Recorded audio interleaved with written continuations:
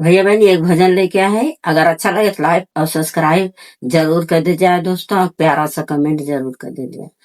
के चरावई मोरी गैया मोहना बिना, के चरावई मोरी गैया मोहना बिना, के चरावई मोरी गैया मोहना बिना, के चरावई मोरी गैया मोहना बिना।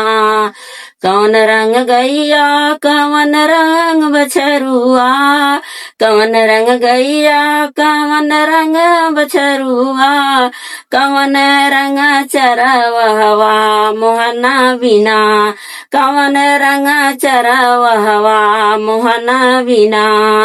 लाल रंग गैया सफेद रंग बछरुआ, लाल रंग गैया सफेद रंग बछरुआ, सांवर रंग चरवहवा मोहना बिना, सांवर रंग चरवहवा मोहना बिना।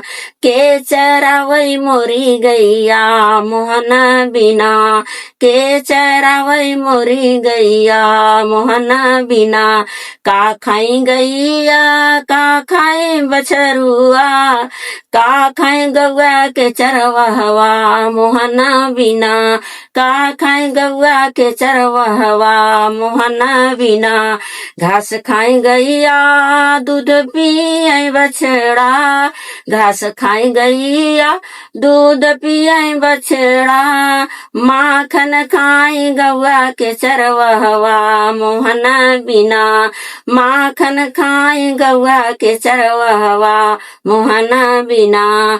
के चरावई मोरी गैया मोहना बिना, के चरावई मोरी गैया मोहना बिना।